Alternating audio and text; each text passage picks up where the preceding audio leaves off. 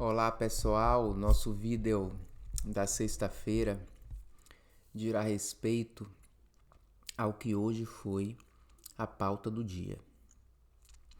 A pauta científica do dia foi a publicação de um trabalho, que é um trabalho que testou aquele remédio para verme, cujo nome comercial é Anita, em pacientes com Covid-19.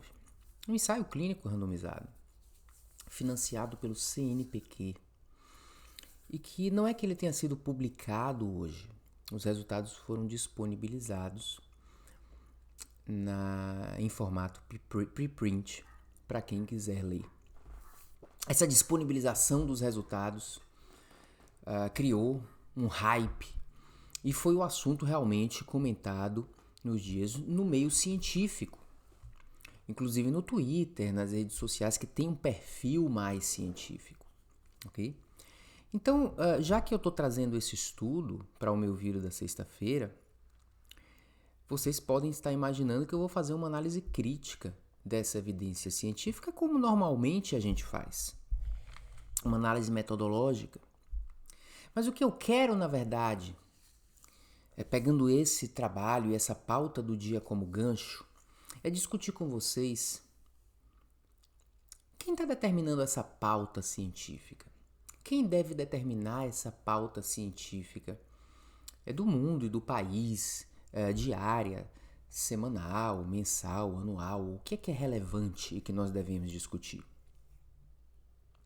O cientista pode ser uma dessas pessoas a determinar essa pauta, porque o cientista é aquele que gera informação científica, mas não só isso, o verdadeiro cientista, aquele com C maiúsculo, é o que dialoga bem com a sociedade e consegue traduzir evidências científicas para a sociedade. Consegue traduzir o pensamento científico para a sociedade. E essa tradução não é apenas fazer uma análise crítica metodológica dos trabalhos.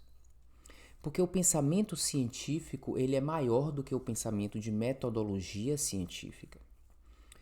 Antes de pensar na metodologia, o cientista pensa na pergunta da pesquisa, na relevância da pergunta da pesquisa, na ideia da pesquisa.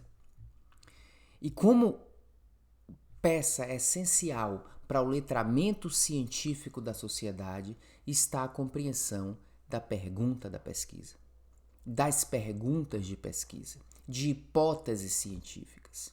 Essa compreensão é muito importante. Então, o letramento diz mais a respeito de entender o que é ciência do que entender de metodologia científica. A sociedade não precisa entender de metodologia científica.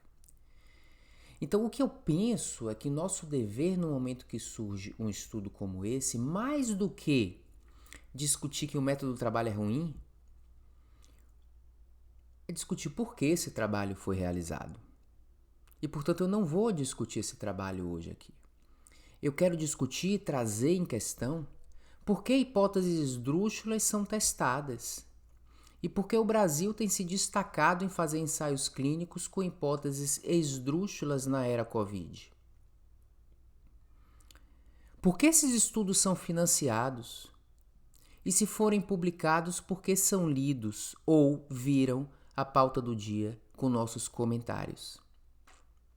Será que são essas pessoas que estão fazendo esses estudos esdrúxulos que têm que gerar a pauta do dia? Ou somos nós? Qual é a melhor forma de reagir a alguma coisa de baixa qualidade? E não estou falando qualidade metodológica. Eu estou falando qualidade da ideia. Qual é a melhor forma de reagir a uma coisa irrelevante na vida? É ignorar essa coisa. Quando a gente ignora o que não é importante e valoriza o que é importante, a gente está letrando a sociedade do ponto de vista científico. Quando o jornalista, naturalmente inocente como ele pode ser, vem até nós perguntar a respeito desse trabalho, a primeira observação que ele precisa de nós, a primeira mensagem é: isso não é pauta. Isso não é uma importante pauta, a metodologia desse estudo. Porque estudos de baixa metodologia existem inúmeros, sobre todos os assuntos. E a gente deve reservar a nossa discussão não baseado na metodologia, mas para os assuntos relevantes. Assuntos irrelevantes não precisam de estudos, e se estudos forem feitos, não precisam de análise. A análise crítica da metodologia de um trabalho deve se voltar para trabalhos cujas perguntas são importantes. Portanto, a discussão aqui não é que o método desse trabalho não foi intenção de tratar, tamanho amostral, desfecho secundário. Não é isso. A discussão aqui é que esse trabalho nunca deveria ter existido. Quanto mais financiado com dinheiro público, CNPq. A discussão aqui é quanto custou esse financiamento. Ok, custou 5 milhões, pode até ter custado. Mas sabe qual é o custo maior? É o custo cognitivo da sociedade que fica refém de assuntos irrelevantes no momento em que o ecossistema científico deveria estar dedicado a soluções de maior potencial e não a coisas esdrúxulas. Estamos num momento de crise epidemiológica. Esse é o momento em que o ecossistema científico precisa ter alta eficiência. E o que a gente está fazendo de discutir coisas esdrúxulas não é alta eficiência. Ecossistema científico não diz respeito apenas à produção de trabalhos, mas o diálogo desses trabalhos, a discussão desses trabalhos, a interpretação deles, a valorização que a gente dá a eles. Eu volto a dizer, esse trabalho não deveria ter existido. E por que não deveria ter existido? Porque a seleção da ideia da pesquisa é onde tudo começa. É onde o cientista começa a pensar. E nós temos que selecionar ideias que são de alguma forma promissoras, e a palavra promissora se traduz em probabilidade a priori. Se eu seleciono uma ideia que a probabilidade a priori de ser verdadeira é nula, ou quase nula, um estudo positivo vai ter péssimo valor preditivo positivo. Não me mudou nada. E um estudo negativo me diz o que eu já sabia. Portanto, é fútil, é futilidade fazer um trabalho desse tipo. Segundo, é futilidade ler um trabalho desse tipo. Terceiro, é futilidade ficar conversando sobre esse trabalho. A maior oportunidade que a gente tem quando esse assunto surge é, olhe o exemplo de algo que nós não devemos valorizar, que nós devemos ignorar. Aí a gente está dando exemplo de integridade científica, porque integridade científica não é apenas integridade na construção de uma metodologia, é integridade no diálogo com a sociedade a respeito do que é ciência. E ciência não é discutir trabalho de Anitta. Posso até usar esse trabalho nas minhas aulas de medicina baseada em evidência, seja no curso online, seja na faculdade, como exemplo de um trabalho que tem vieses. Posso falar dos vieses aqui, mas eu não vou estragar esse vídeo falando dos vieses desse trabalho. Porque a ideia aqui não é ser um metodologista falando. A minha ideia é falar como um cientista.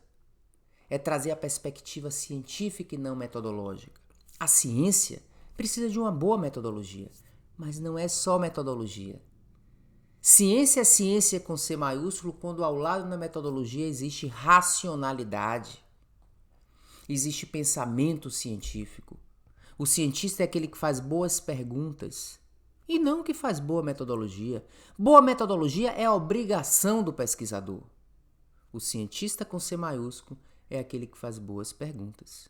Então, como cientistas, a gente tem que identificar esse trabalho e dizer, isso não é uma pergunta que merece ser feita.